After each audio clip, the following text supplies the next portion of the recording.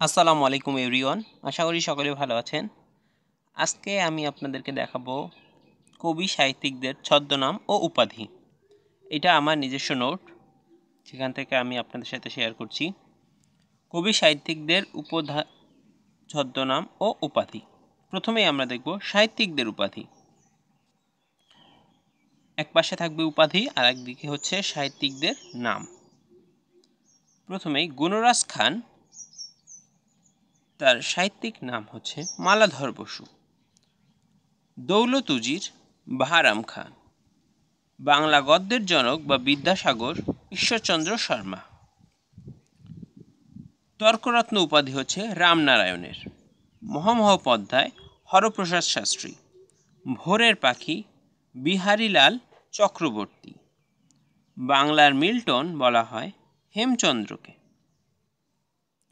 সাহিত্য সম্রাট বলা হয় বঙ্কিমচন্দ্র চট্টোপাধ্যায়কে। সাহিত্যরত্ন নজিবুর রহমান।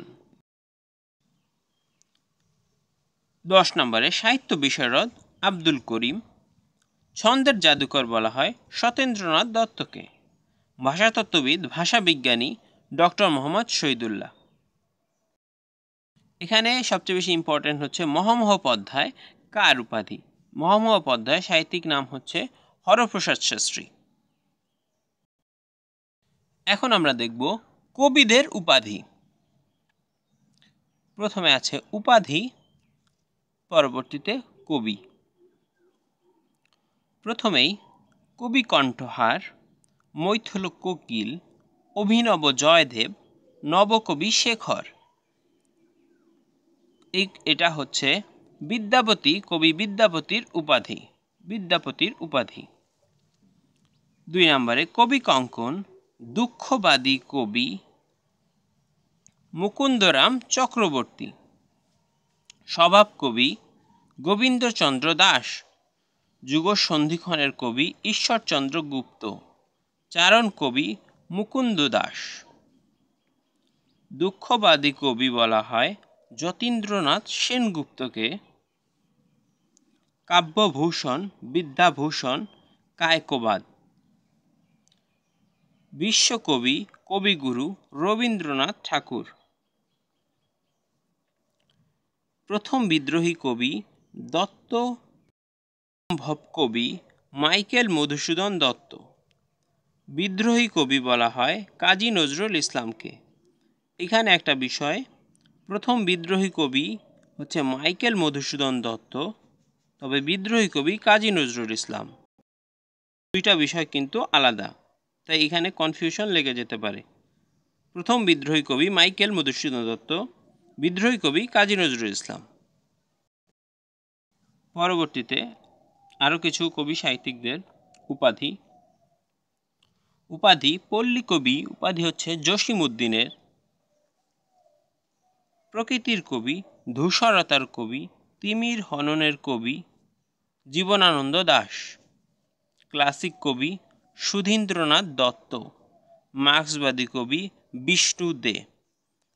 উল্লেখ্য, এখানে সুধীন্দ্রনাথ দত্ত এবং বিষ্ণু দে উভয়ই পঞ্চপাণ্ডবের অন্তর্ভুক্ত। কিশোর কবি সুকান্ত ভট্টাচার্য। রায়গুণাকার বলা হয় ভারতচন্দ্রকে। প্রথম নাগরিক কবি ভারতচন্দ্র রায়গুণাকার। নাগরিক কবি বলা হয় শামসুর রহমান। আধুনিক নাগরিক কবি সমর সেন এবং কবি শেখর কাশিরাম রায়। এখানে একটু কনফিউশন লেগে যেতে পারে যে প্রথম নাগরিক কবি হচ্ছে ভারতচন্দ্র রায়গুণাকার, নাগরিক কবি হচ্ছে শামসুর রহমান এবং আধুনিক নাগরিক কবি হচ্ছে সমর সেন। এখানে তিনটা বিষয় আলাদা আলাদা। প্রথম নাগরিক কবি ভারতচন্দ্র, নাগরিক কবি শামসুর রহমান এবং আধুনিক নাগরিক কবি সমর সেন। এখন আমরা দেখব কবিদের ছদ্মনাম। যে সকল কবি তাদের সাহিত্যকর্ম ছদ্মনামের মাধ্যমে প্রকাশ করেছেন, সে সকল গুরুত্বপূর্ণ কবিদের ছদ্মনাম সম্পর্কে আমরা আজকে জানব। ছদ্মনাম, প্রকৃত নাম। প্রথমেই বরু চণ্ডীদাস, অনন্ত বরু, মূলত অনন্ত বড়ু ছদ্মনাম হিসেবে লিখতেন বড়ু চণ্ডীদাস। কালকুট সমরেশ বসু। গাজী মিয়া মীর মোশাররফ হোসেন। টেকোচাঁদ ঠাকুর প্যারীচাঁদ মিত্র। কায়কোবাদ কাজেম আল কুরশি। ভানুসিংহ ঠাকুর রবীন্দ্রনাথ।